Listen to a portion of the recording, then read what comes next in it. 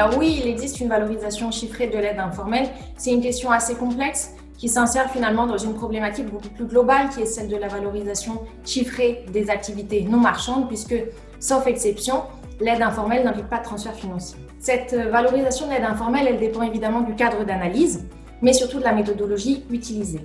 C'est un domaine qui souffre d'absence d'évaluation économique précise. Néanmoins, il y a 3 approches qui sont généralement retenues et utilisées dans les travaux institutionnels et scientifiques.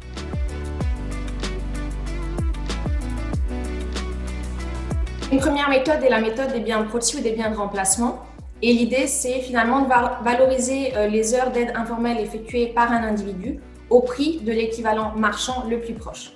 Autrement dit, quel serait le salaire horaire d'un professionnel fournissant des services équivalents, comme par exemple une aide à domicile. Une seconde méthodologie utilisée est la méthodologie des coûts d'opportunité. Et là, l'idée est de valoriser l'aide informelle au niveau de revenu auquel renonce l'aidant si c'est un aidant en poste. C'est une méthodologie qui permet de mettre en évidence une asymétrie de genre finalement dans l'offre d'aide informelle puisque les femmes en moyenne ont un salaire plus faible que les hommes et donc un coût d'opportunité plus faible, ce qui signifie finalement qu'elles renoncent à moins ou elles perdent moins si elles sacrifient 1 heure de travail pour 1 heure d'aide informelle.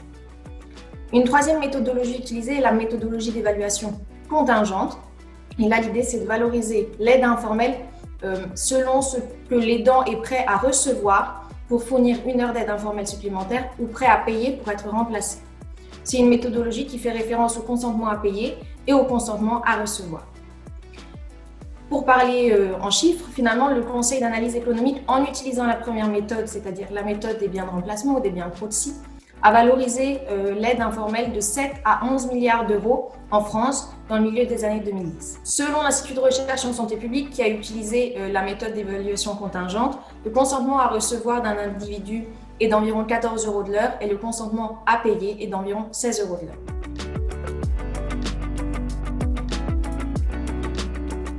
Oui, nous sommes en capacité de mesurer l'impact social de l'offre d'aide informelle. Alors, un premier domaine qui est impacté quand on est un aidant informel, c'est la vie professionnelle. Des travaux scientifiques et institutionnels ont montré que les aidants informels généralement réduisent leurs heures travaillées et donc ont un revenu global plus faible. Ils sont également moins investis, moins productifs et plus souvent absents au travail. De façon générale, les aidants actifs ou sur le marché du travail ont davantage de mal à combiner leur rôle d'aidant et leur position sur le marché du travail. Au-delà du coût professionnel, il y a également un coût en termes de santé de l'offre d'aide informelle, soit en termes de santé physique, soit en termes de santé mentale. Plus globalement, les aidants informels souffrent de maux physiques tels que l'arthrite, les problèmes de tension ou les maladies cardiovasculaires. Ce sont des problèmes de santé qui sont d'autant plus importants que l'aidant est dit expérimenté, ce qui signifie qu'il a un épisode d'aidance long et qu'il est dans cet épisode d'aidance depuis longtemps. L'aidant informel souffre également de maux en termes de santé mentale qui fait référence à des indicateurs tels que le bien-être subjectif reporté par l'individu, sa satisfaction dans la vie ou la présence d'épisodes d'émotions négatives tels que le stress, l'angoisse ou la dépression. Finalement, l'aidant informel, il fait face à une double peine.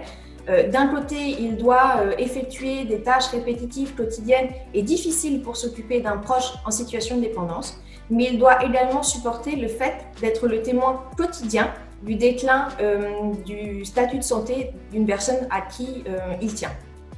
Un dernier domaine qui est finalement impacté par l'offre d'aide informelle et qui est pour l'instant peu étudié, qui gagne à l'être en tout cas, c'est de ne pas envisager la décision d'offre d'aide informelle uniquement comme une décision individuelle, mais plutôt comme une décision qui engage la totalité de son foyer. Par exemple, un individu qui décide de devenir un aidant informel va probablement réduire ses heures de travail et donc il va avoir une baisse de ses ressources, impactant finalement l'ensemble des ressources du foyer. Il aura probablement un temps disponible plus faible puisqu'il va devoir se partager entre son travail et son rôle d'aidant et donc moins de temps disponible pour ses enfants et pour son conjoint et il sera probablement moins investi dans les tâches domestiques de son foyer.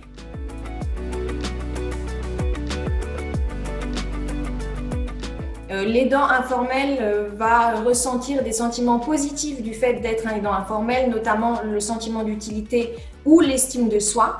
Les travaux scientifiques ont également montré qu'il y a un rapprochement entre l'aidant informel et la personne qui l'aide, généralement un proche familial.